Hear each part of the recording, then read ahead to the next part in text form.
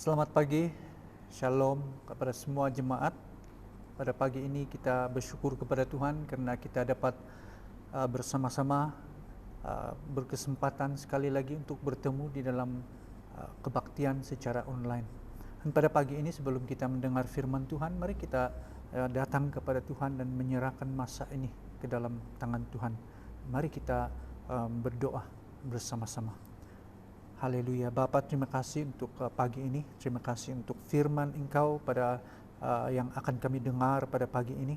Terima kasih untuk setiap peluang yang kami dapat bertemu secara Zoom, secara online ya Tuhan, untuk mendengar firman-Mu. Dan pada pagi ini biarlah firman-Mu akan tumbuh di dalam setiap kehidupan anak-anak Engkau. Kami serahkan pendengaran kami Tuhan, kami serahkan hidup kami untuk mendengar firman-Mu pada pagi ini. Terima kasih Bapa, serahkan masa ini untuk kami terus mendengar firman-Mu dalam nama Tuhan Yesus. Amin. Amin. Haleluya. Kita memuji Tuhan, kita bersyukur kepada Tuhan karena di dalam kesempatan pada pagi ini kita sekali lagi dapat mendengar firman Tuhan. Dan pada pagi ini terlebih dahulu sebelum kita meneruskan firman Tuhan, seperti yang kita tahu sepanjang pada minggu ini, banyak perkara yang berlaku dalam seluruh kehidupan ramai orang.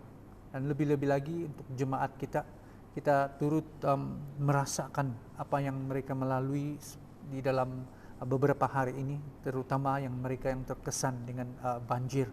Dan kita turut prihatin di dalam keadaan seperti ini. Kita terus berdoa antara satu sama lain.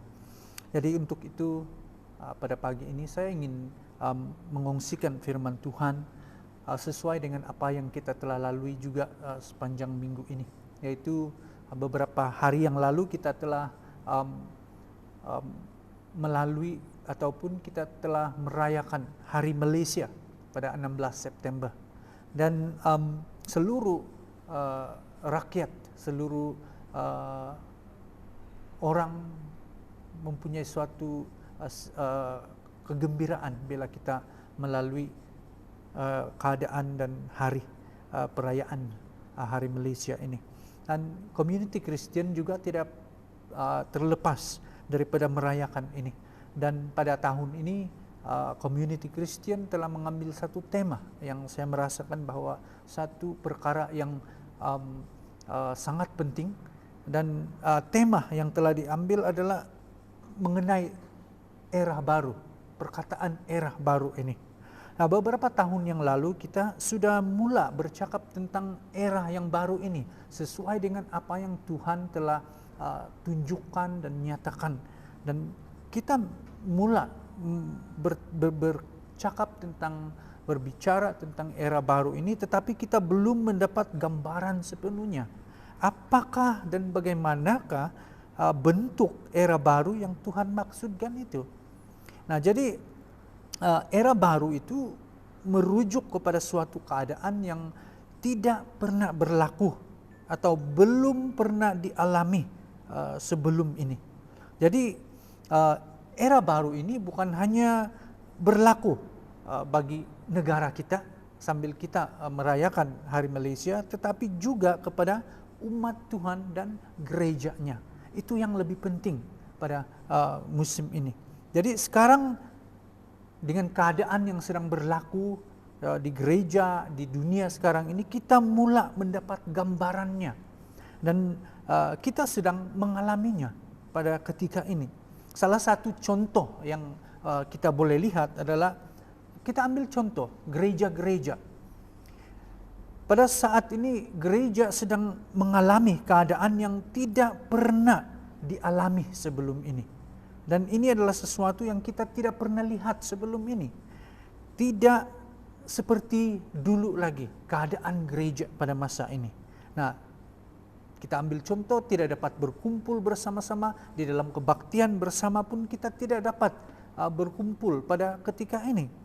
Dan cara kita untuk mengendali gereja tidak boleh pakai cara lama lagi. Nah, itulah gambaran yang kita sedang lihat, era baru yang Tuhan sedang perkatakan pada beberapa tahun yang lalu, dan gambarannya mulai nyata pada ketika ini. Dan dalam era baru ini kehidupan gereja tidak akan sama lagi, tidak akan kembali sama lagi. Jadi maknanya ialah kita akan mengalami suatu kehidupan yang baru, mengalami suatu di dalam era baru ini kita akan mengalami dimensi yang baru di dalam setiap sudut kehidupan. Bermaksud ya ada suatu permulaan yang baru, dan ia akan memasuki suatu era yang baru, dan lebih penting akan mengalami suatu era ataupun suatu dimensi yang baru. Bila bercakap tentang dimensi, perkataan yang ringkas yang kita boleh perincikan dimensi ini adalah aspek, perkataan aspek dalam segi secara ringkasnya.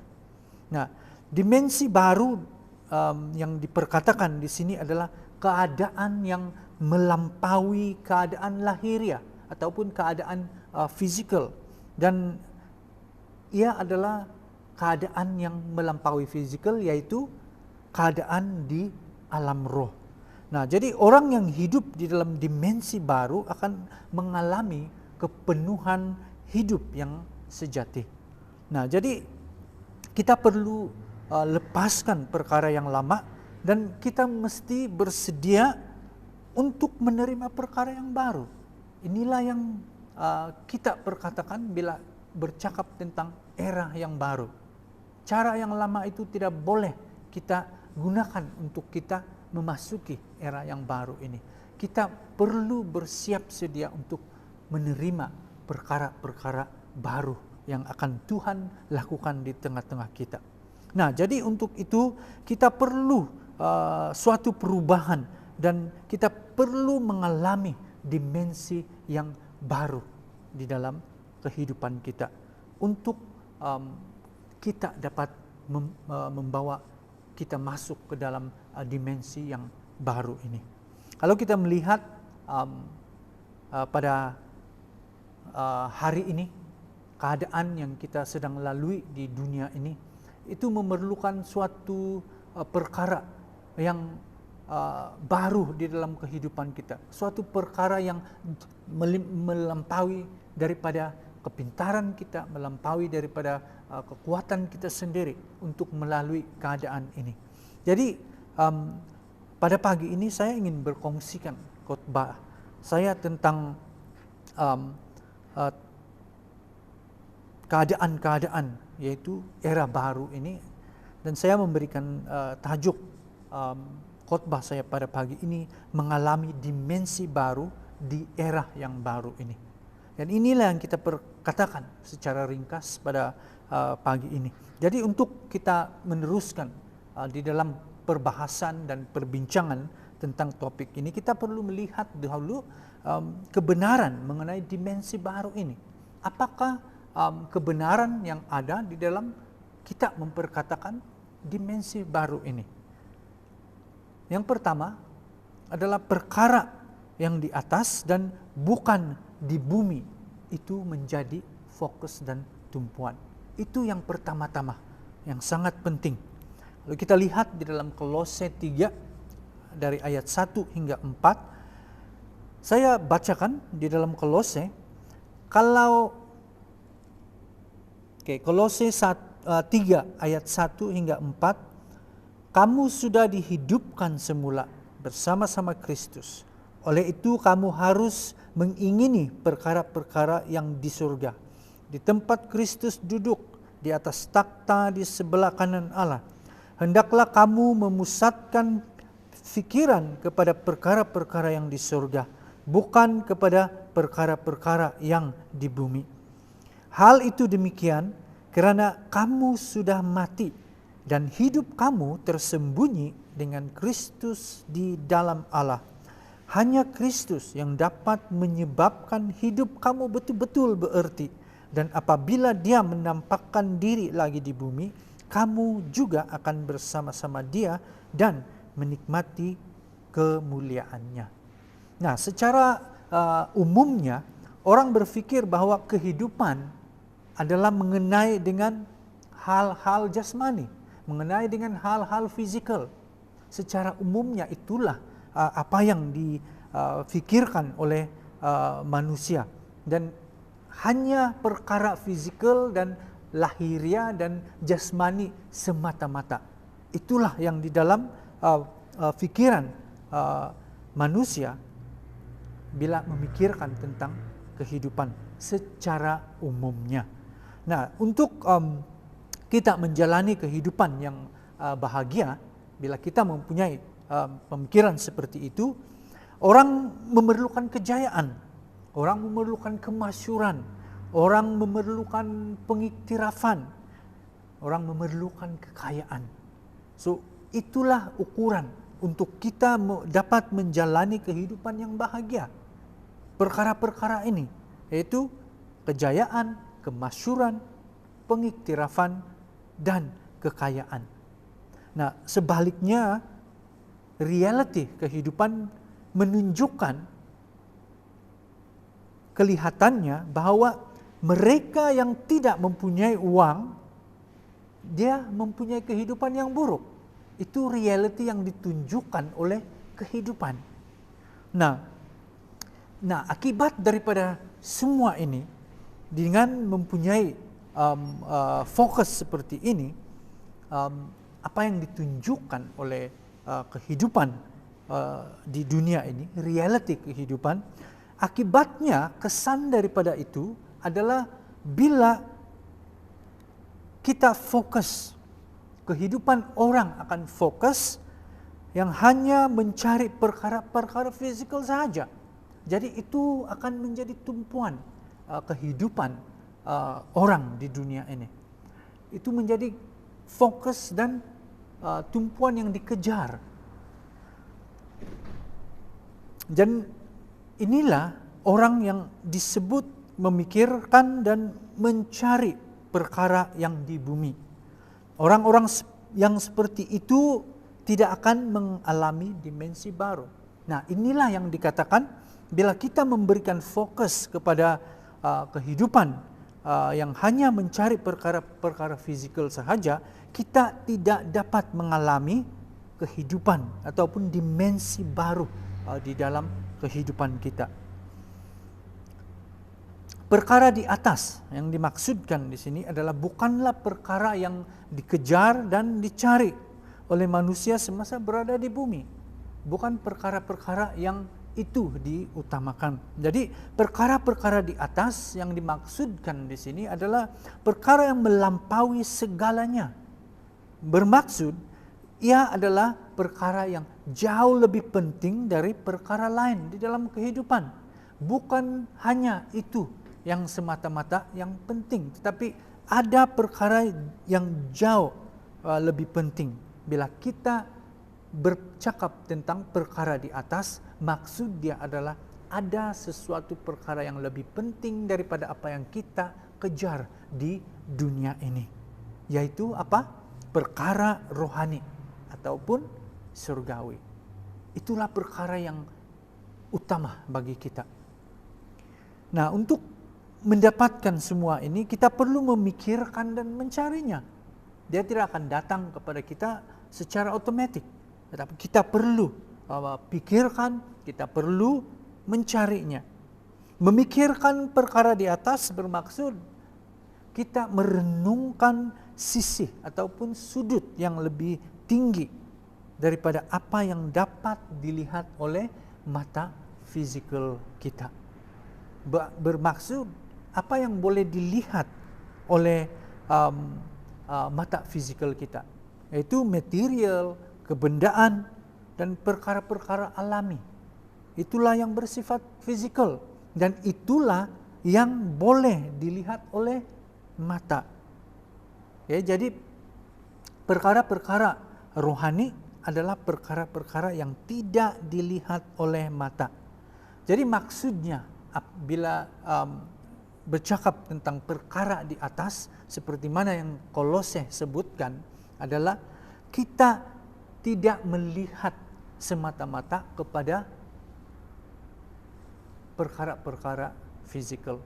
Tumpuan kita itu bukan hanya kepada perkara-perkara yang boleh dilihat dengan mata manusia. Tetapi dia katakan, pikirkanlah perkara di atas. Maksudnya adalah kita menumpukan juga kepada perkara-perkara rohani. Karena itu adalah perkara yang sangat berharga bagi kita. Jadi itu yang dia maksudkan bila bercakap tentang perkara di atas. Nah,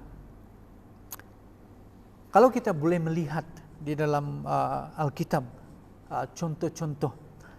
2 minggu lalu saya telah memetik daripada kisah Ayub.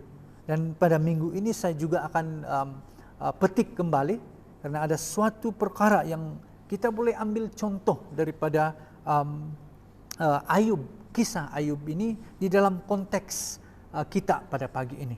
Nah, kalau kita melihat di dalam kisah Ayub, dia dikatakan seorang yang sangat kaya. Dia saleh, dia menjauhi segala kejahatan. Itulah karakter Ayub, itulah pribadi Ayub. Dan secara manusiawi, Ayub telah mencapai tahap maksimum, tahap tertinggi dari apa yang disebut oleh dunia sebagai orang yang berjaya. Nah, kalau diukur by standard dunia, Ayub telah mencapai tahap kejayaan yang paling tinggi. Karena dia memiliki kekayaan, dia memiliki segalanya, keluarga dan kekayaannya yang berlipat ganda. Sangat kaya raya.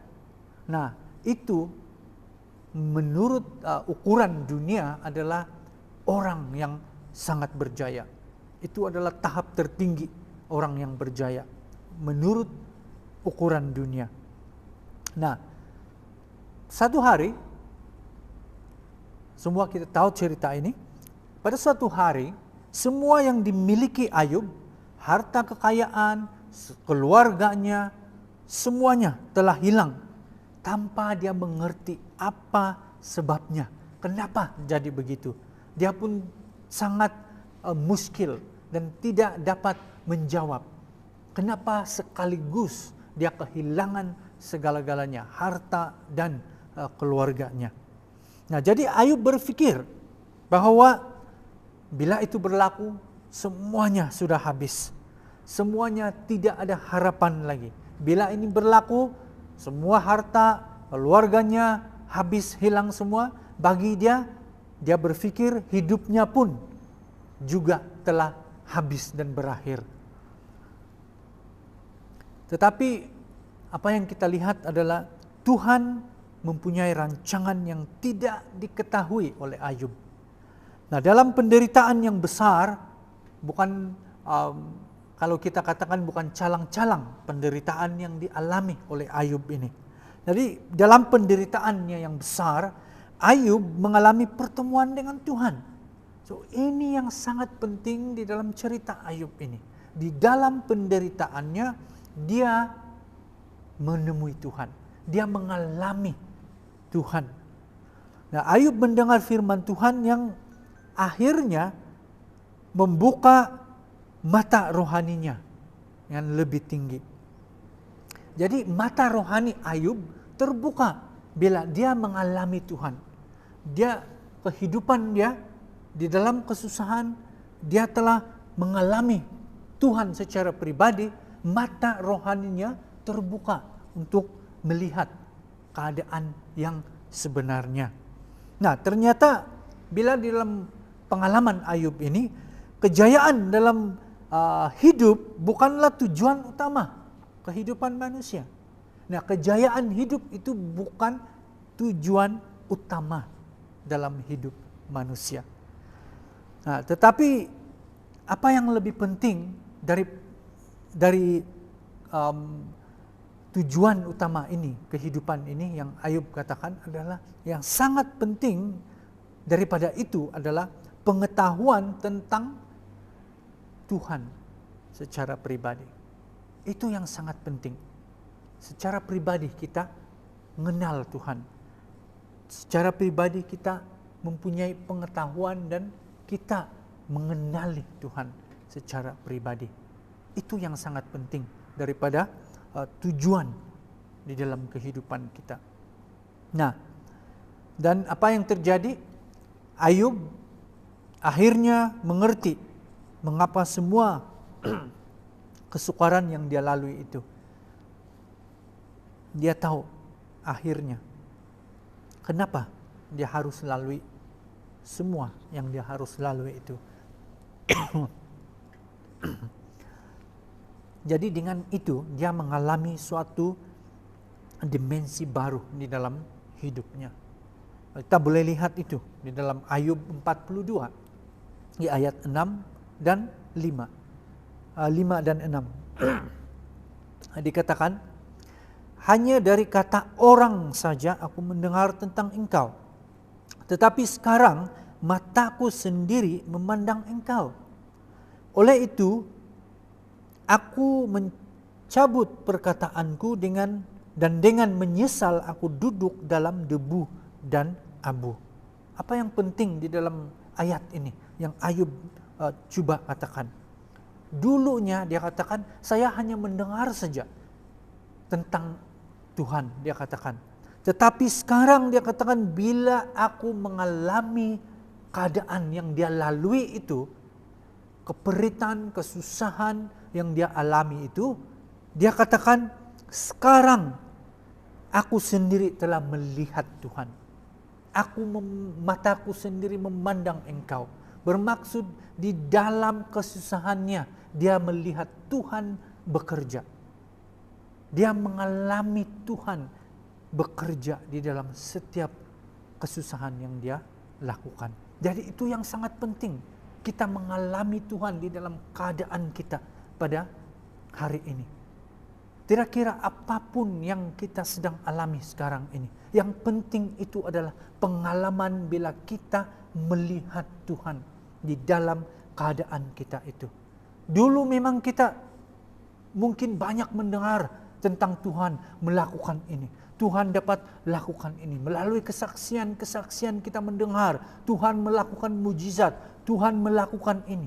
Tetapi bila Ayub mengalami sendiri keadaan seperti itu, dia melihat Tuhan di dalam keadaan itu.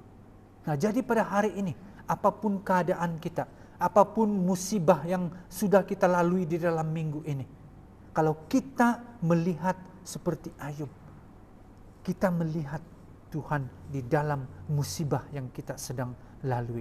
Dan Tuhan akan memperlihatkan pengalaman itu. Dan seperti Ayub,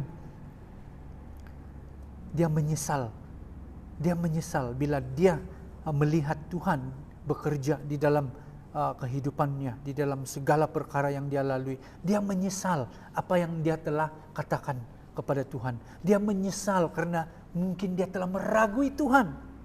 Penyesalan itu dia katakan, oleh sebab aku mencabut perkataanku dan dengan menyesal aku duduk dalam debu dan abu.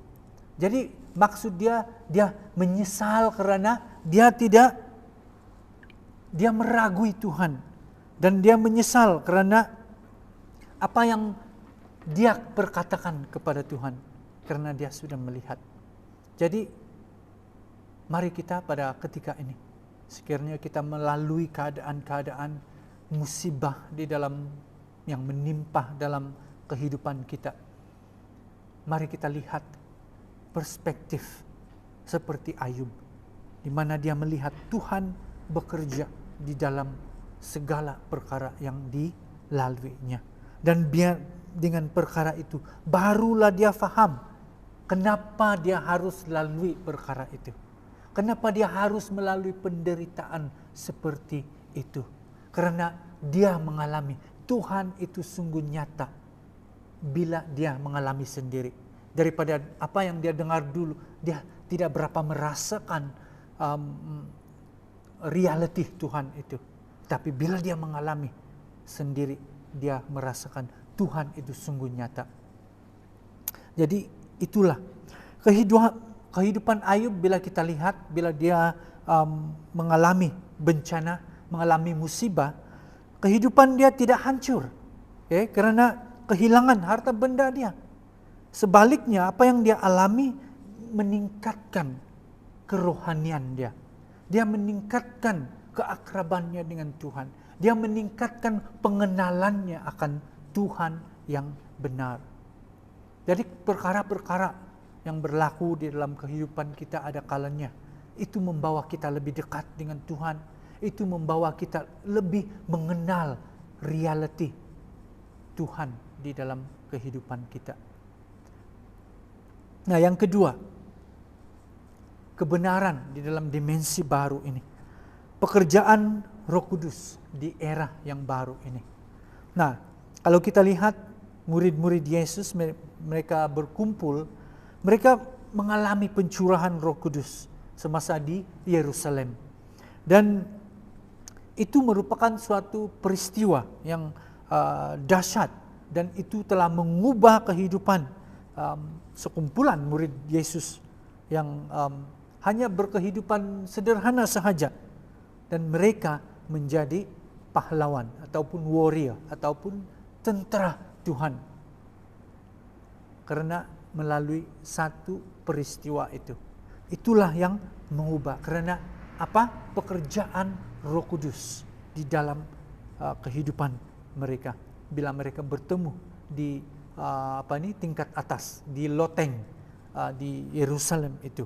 Jadi pekerjaan Roh Kudus itu yang sangat dahsyat itu mengubah kehidupan mereka, sehingga mereka mengubah dunia yang berdosa. Pada masa itu adalah era tanpa keselamatan. Dan itu membawa mereka memasuki era yang baru, yaitu apa? Era anugerah, era kasih karunia, dan di mana orang berdosa mendapat keselamatan. Pada waktu itulah bermulanya dunia seperti diterbalikkan oleh murid-murid Yesus, karena mereka mengalami kuasa Roh Kudus. Nah, di dalam era yang baru ini, inilah yang sangat penting, perlu berlaku di dalam kehidupan kita. Pekerjaan Roh Kudus untuk kita melakukan tugasan, untuk melakukan pekerjaan Tuhan di era yang baru ini. Nah, sehingga ke hari ini peristiwa itu sangat terkenal, yang kita kenali sebagai Pentakosta yang pertama itu. Dia melalui peristiwa itu telah menghasilkan suatu penuaian jiwa yang sangat besar. Nah, jadi bagi kita pada ketika ini menjelang kedatangan Yesus yang kedua kali, akan terjadi suatu penuaian yang besar, penuaian jiwa yang besar akan berlaku menjelang kedatangan Yesus yang kedua kali. Bila kita melihat keadaan dunia sekarang ini, seolah-olah perkara itu terasa seperti mustahil untuk berlaku. Karena bila kita melihat keadaan dunia ini bukan semakin baik. Dunia ini sedang memasuki ke dalam suatu era di mana kerohanian sangat merosot. Kerohanian bukan lagi perkara yang bernilai bagi orang. Jadi ini yang kita melihat. Dan juga pada ketika ini kita boleh melihat roh antikristus, dia sedang bekerja keras di seluruh dunia. Kalau kita melihat contoh daripada ini adalah perkawinan. Kalau kita melihat pekerjaan kegelapan di dalam perkawinan sesama jenis. Itu contoh saja daripada apa yang dia sedang kerjakan di dalam dunia ini. Dia semakin meluas.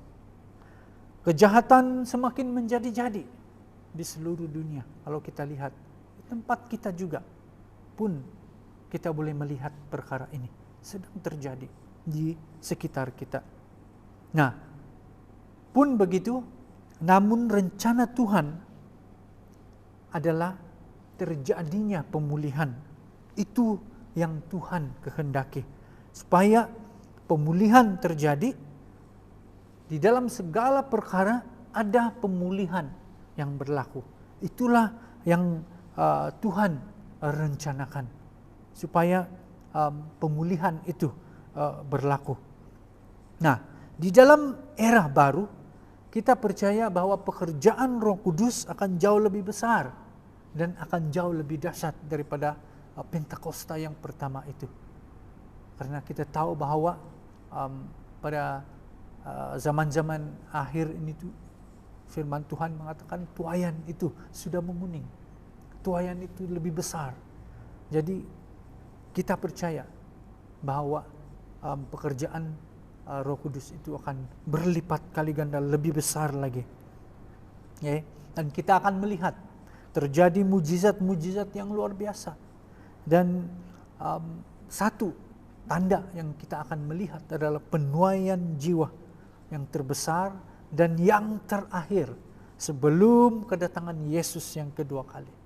Inilah yang kita sedang nantikan dan inilah yang kita sedang persiapkan untuk menjadi sebahagian daripada tuaian besar ini, menjadi pekerja Tuhan di dalam era yang baru ini untuk penuaian besar sebelum kedatangan Yesus yang kedua kali. Yesaya mengatakan di dalam Yesaya 43 ayat 19, "Lihat, aku hendak membuat sesuatu yang baru, yang sekarang sudah tumbuh. Belumkah kamu mengetahuinya? Ya, aku hendak membuat jalan di padang gurun dan sungai-sungai di padang belantara." Nah, kalau kita lihat perkataan ini adalah sesuatu yang mustahil kedengaran bagi pendengaran manusia. Mana mungkin kita boleh melihat dan membuat jalan di padang gurun, membuat sungai di padang belantara. Ini bukan suatu perkara yang mudah untuk dilakukan. Tetapi firman Tuhan mengatakan ini. Jadi ini adalah pekerjaan Roh Kudus. Jadi di dalam era yang baru ini, perkara-perkara seperti ini akan mula berlaku. Yang dulu tidak pernah terfikirkan oleh pikiran manusia akan mula dilakukan melalui pekerjaan Roh Kudus. Perkara-perkara yang mustahil, perkara-perkara yang mujizat akan berlaku melalui pekerjaan Roh Kudus.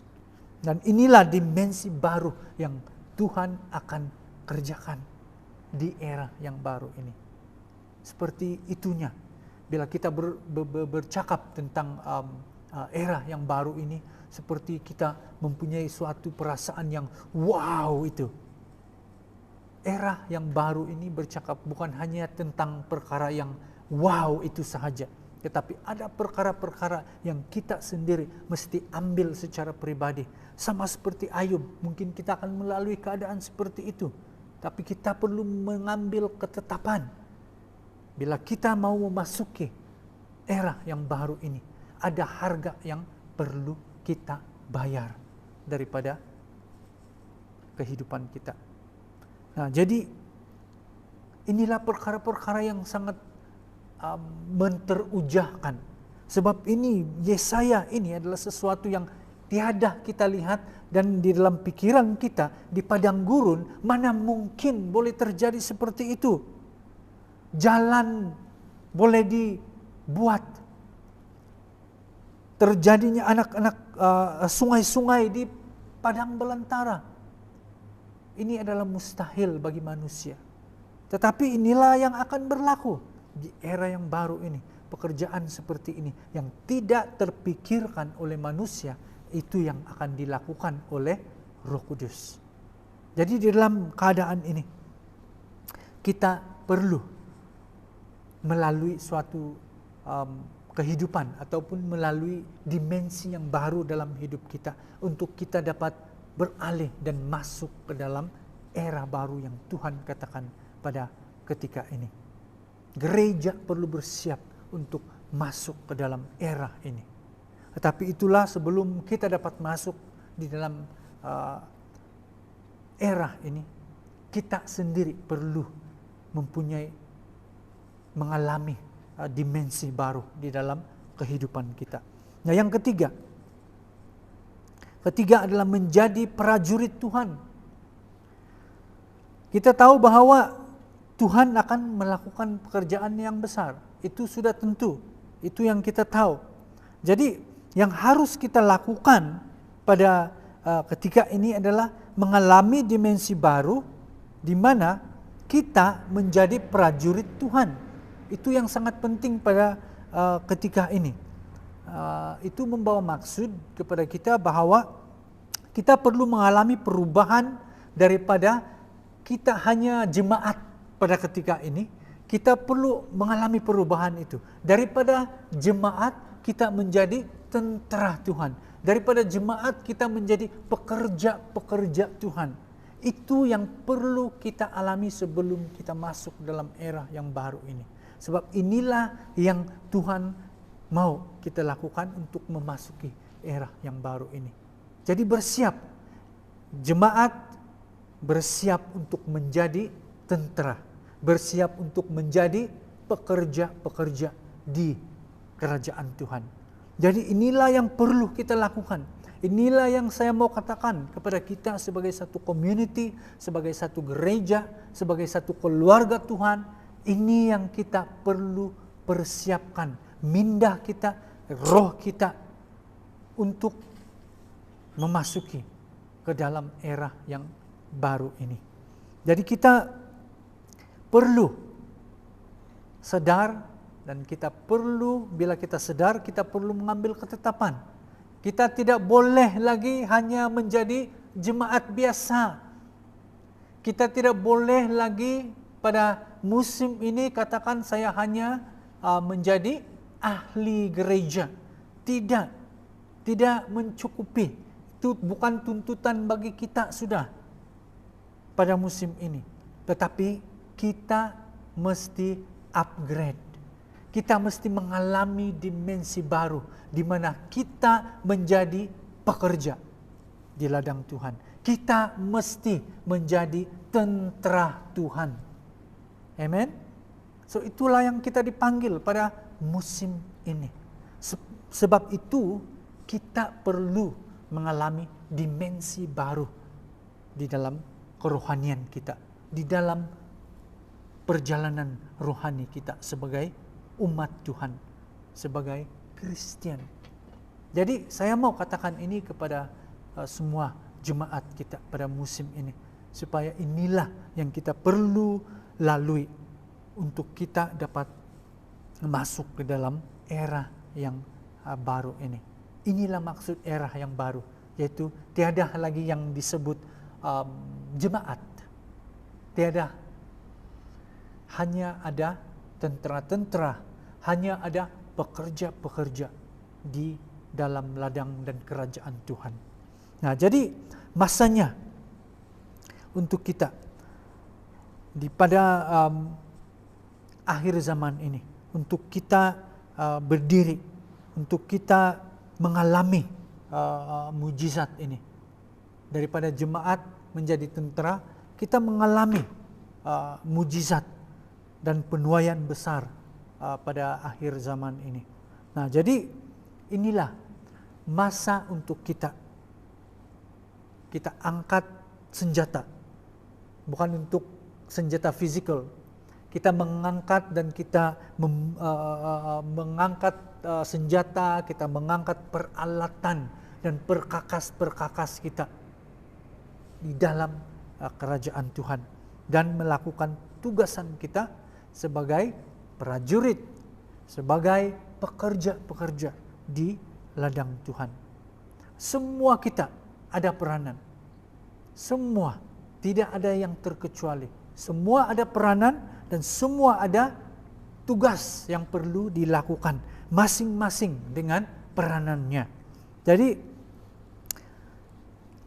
pertama adalah kita menjadi pekerja di ladang Tuhan, pekerja di dalam kerajaan Tuhan.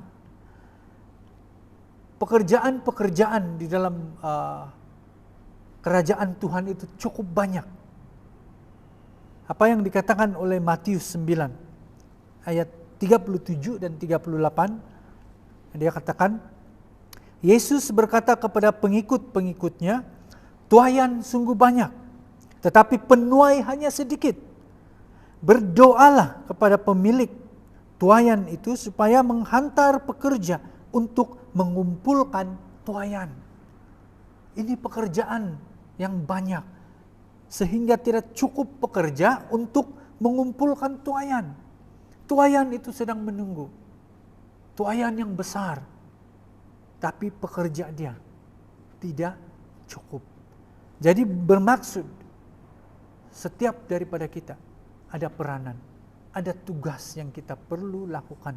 Jadi oleh itu berdoa kepada Tuhan supaya kita lah yang dikirim menjadi pekerja-pekerja untuk mengumpulkan tuaian itu. Jadi inilah doa yang kita perlu doakan pada musim ini. Adakah kita hanya setakat untuk menjadi jemaat Tuhan? Kita selesa dengan panggilan saya adalah jemaat Tuhan. Tetapi inilah musim bagi kita untuk memasuki fasa di mana Tuhan memanggil kita untuk menjadi pekerja di ladang dan di dalam kerajaan Tuhan. Di dalam kerajaan Tuhan banyak pekerjaan yang harus dikerjakan. Jadi inilah dia katakan tidak cukup pekerja-pekerja.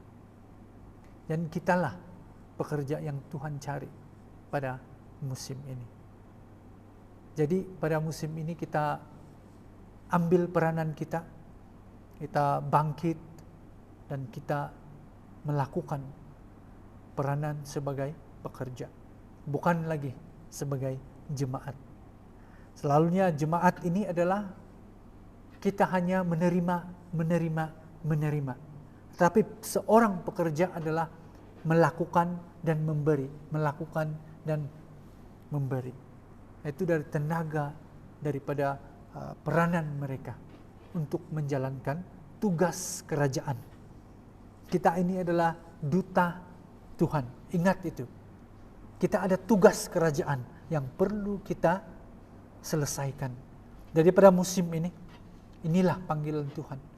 Tuaian itu sudah menguning. Tuaian itu sudah banyak. Tapi tiada yang akan mengerjakan untuk mengumpulnya. Tuhan katakan, berdoa. Berdoa supaya Tuhan utus. Siapa yang diutus? Kamu dan saya.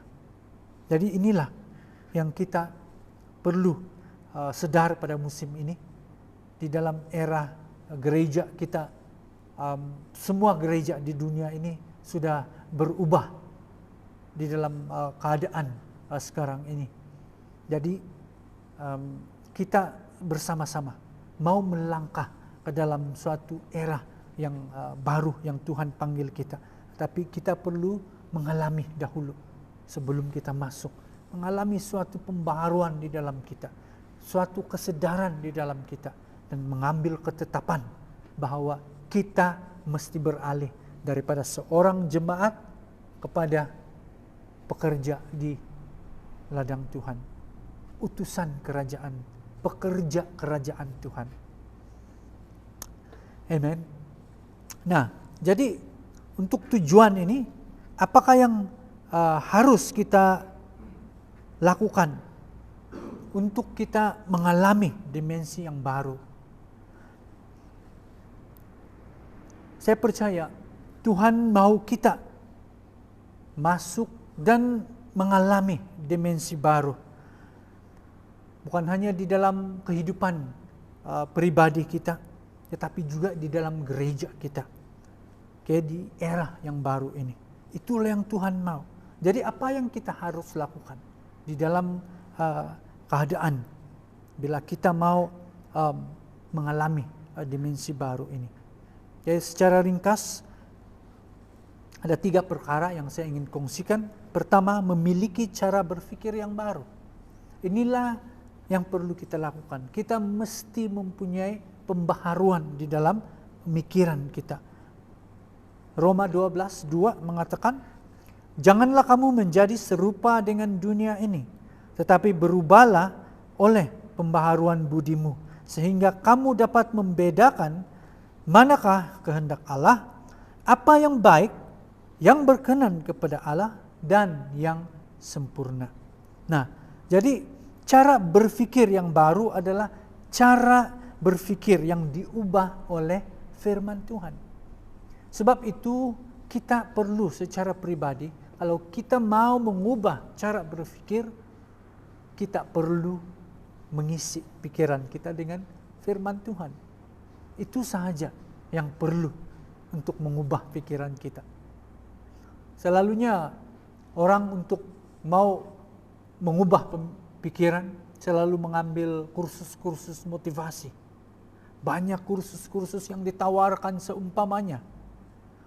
Tetapi perubahan yang dibawa oleh kursus-kursus seperti ini tidak dapat dikekalkan.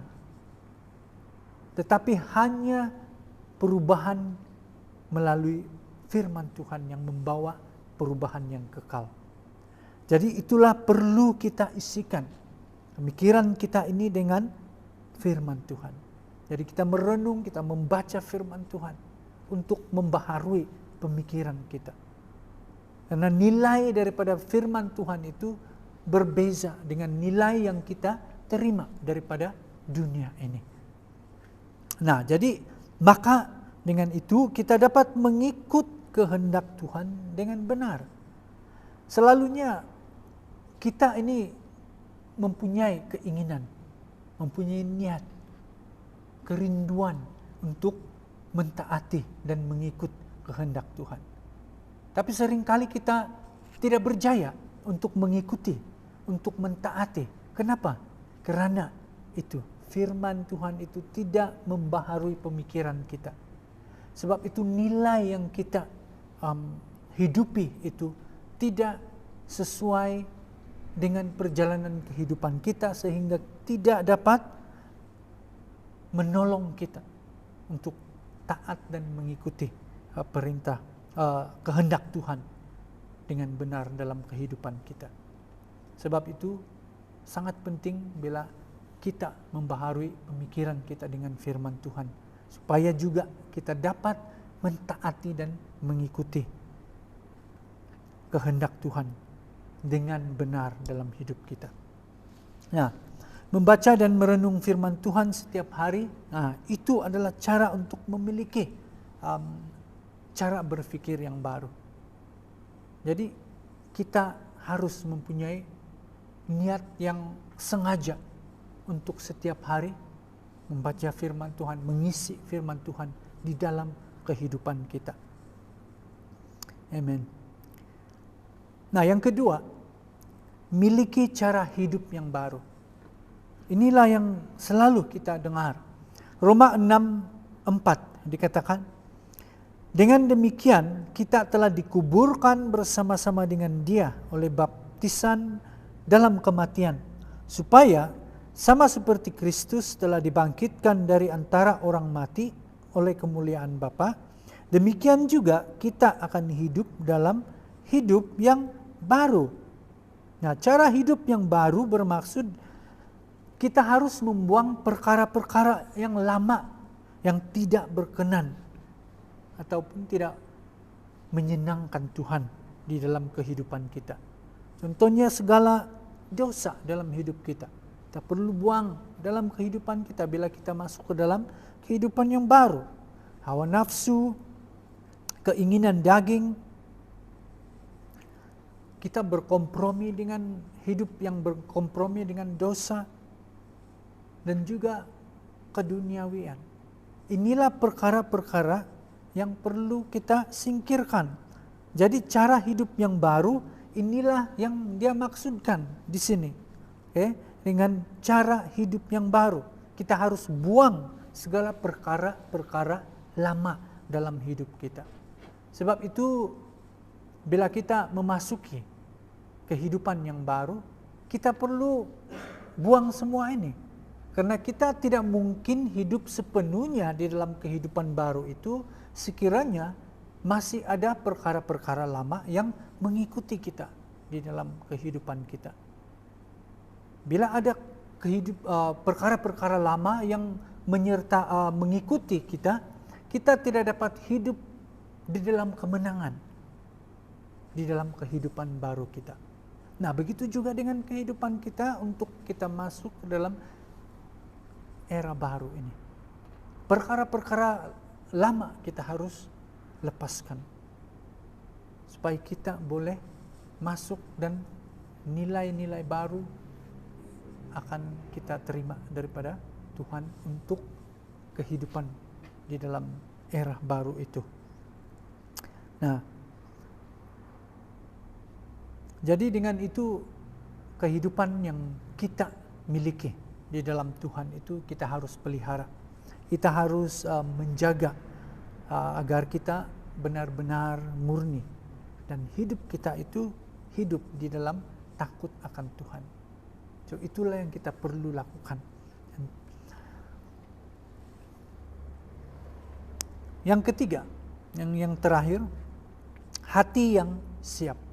Ini adalah satu perkara yang penting juga, yaitu kita mesti mempunyai hati yang siap. Siap untuk menerima. Jadi ada 4 perkara yang mesti kita perhatikan supaya mujizat berlaku. Yang pertama adalah kita harus percaya bahwa mujizat itu ada. Lalu kita menantikan ataupun kita mau mujizat berlaku. Pertama, kita perlu percaya yang mujizat itu ada.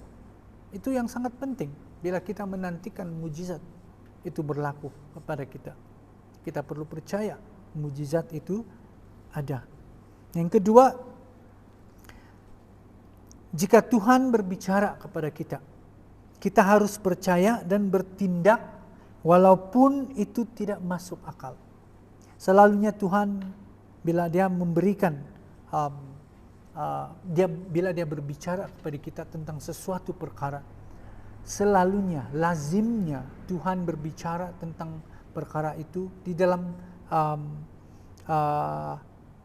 konteks ataupun di dalam keadaan yang seperti tidak masuk akal bagi kita. Dan kita tahu itu adalah Tuhan. Contohnya, bila beberapa tahun lalu kita telah mendapat wahyu daripada Tuhan bila kita mula berbicara tentang era baru. Kita sudah memasuki era yang baru. Dan pada masa itu kita tidak tahu era baru itu macam mana. Era baru itu dalam bentuk yang bagaimana. Tetapi kitab bercakap tentang itu, kita memberitahu jemaat tentang itu. Sebab kenapa? Walaupun kita belum nampak, walaupun kita belum tahu apa bentuk dia. Karena kita percaya apa yang dikatakan oleh Tuhan. Dan karena kita mengungsikan itu, kita bertindak walaupun itu tidak masuk akal.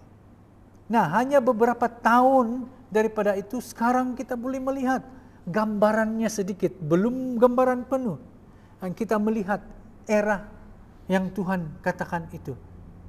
Sehingga bila kita berdepan dengan keadaan dunia sekarang ini, dalam pandemik, ini yang mengubah keadaan gereja di seluruh dunia. Dan inilah salah satu yang Tuhan katakan. Era baru yang dulu beberapa tahun yang lalu kita sedang bicarakan adalah bercakap tentang perkara-perkara yang kita tidak pernah lalui. Perkara-perkara yang kita tidak pernah mengalami. Perkara-perkara yang datang dan tidak akan berulang lagi. Nah, sekarang ini kita sedang mengalami keadaan yang sebelum ini kita tidak pernah mengalami. kita pun tidak tahu bagaimana untuk menghadapinya. Tetapi kita sedang menghadapi, kita sedang melaluinya. Perkara yang tidak pernah kita alami. So itu yang kita perkatakan beberapa tahun yang lalu. Dan kita sedang melaluinya pada ketika ini. Nah, jadi inilah yang kita harus bertindak. Walaupun itu tidak masuk akal pada masa itu, beberapa tahun yang lalu, tapi kita terus berbicara tentang itu. Tapi kita terus berkongsi tentang itu. Sebab kenapa? Karena kita percaya dan kita mula bertindak walaupun tidak masuk akal. Jadi itu kita berbicara karena percaya dan bertindak. Itu yang sangat penting. Oke, kalau Tuhan berbicara, percaya dan bertindak walaupun tidak masuk akal. Oke, yang ketiga, ada harga yang harus dibayar. Nah, di dalam kita excited, memang sangat menterujakan bila kita bercakap tentang era yang baru. Oh, era baru, era baru. Tapi ini bukan hanya untuk membangkitkan semangat bergairah kita. Tetapi kita harus sadar bahwa era baru ini memerlukan kita untuk membayar harga. Ada harga yang harus kita bayar dalam kehidupan kita. So itu di dalam perkara era baru ini. Ada harga yang perlu kita bayar. Yang keempat, kesombongan akan membuat mujizat tidak terjadi. Kita harus berhati-hati, kita harus berjaga-jaga tentang perkara ini.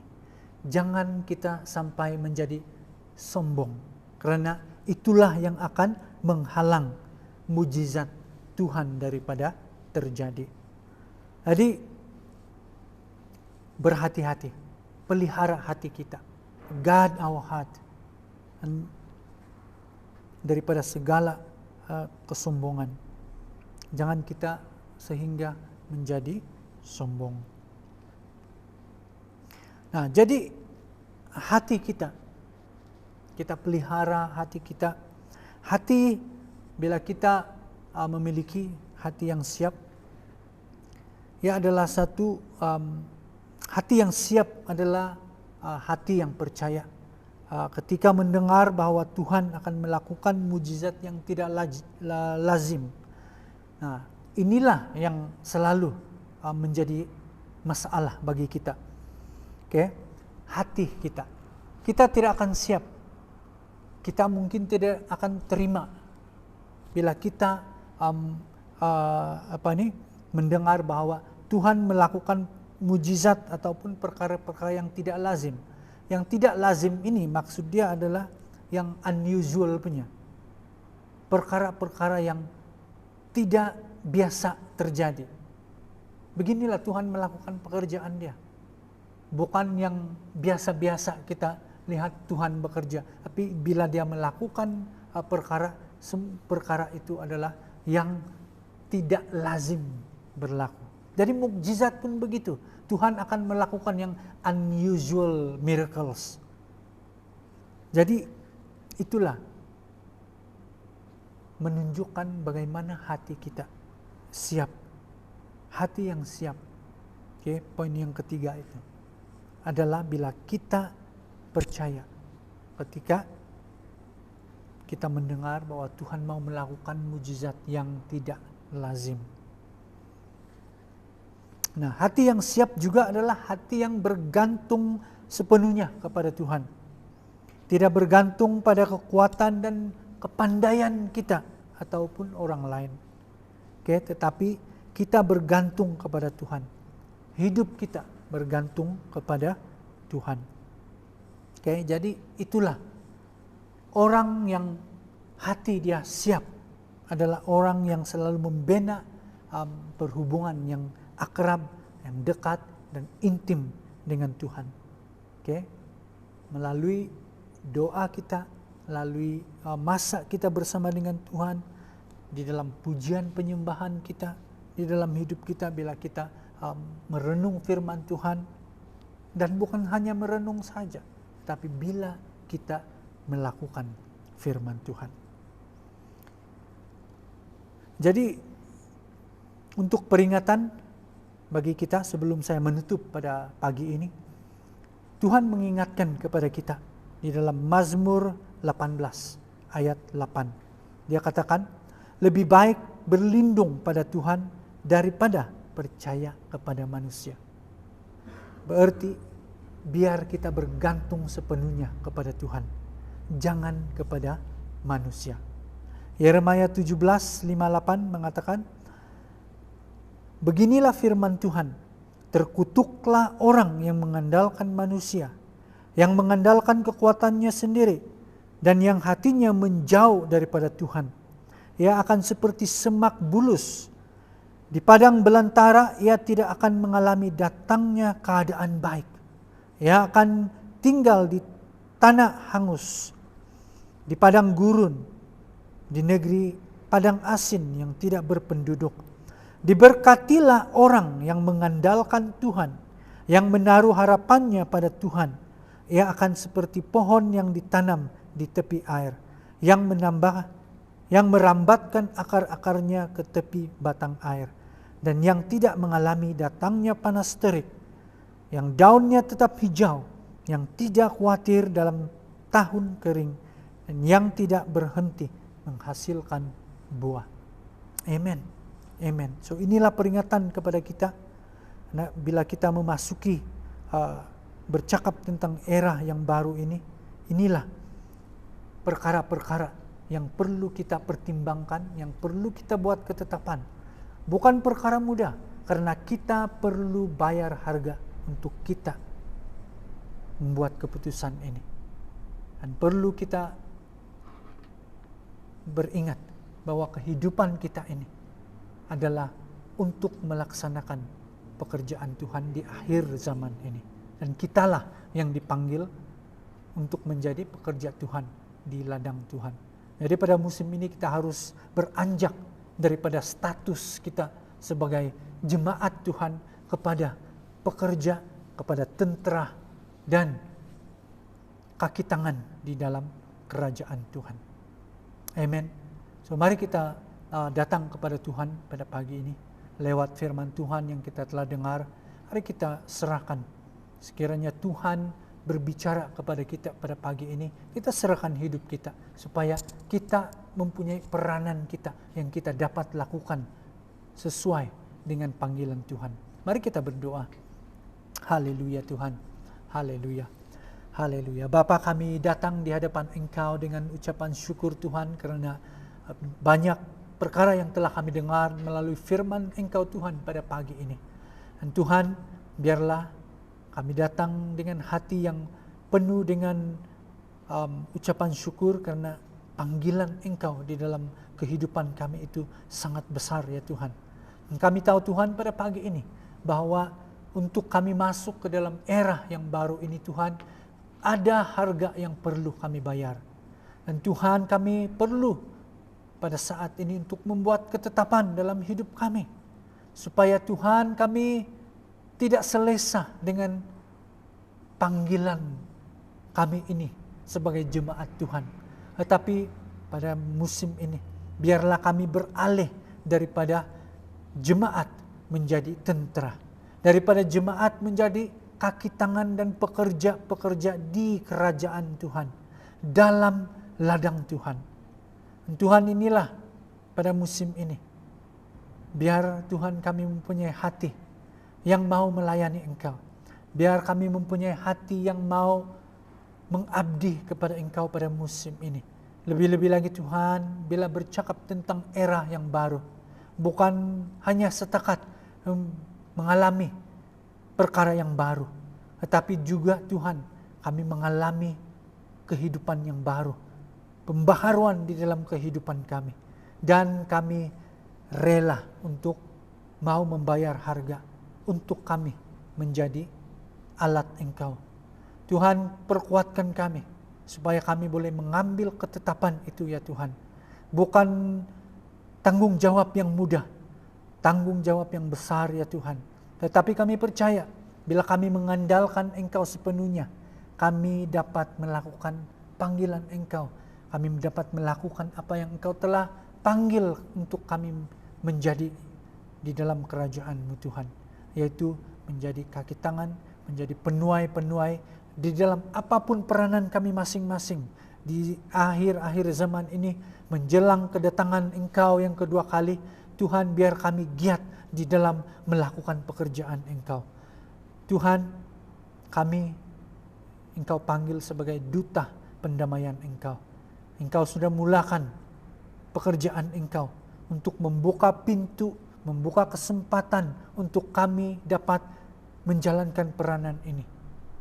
Tuhan, kuatkan kami, berikan hikmat kepada kami, mampukan kami Tuhan untuk melakukan tugasan dan peranan kami yang Engkau telah panggil untuk kami melakukan di dalam era yang baru ini Tuhan.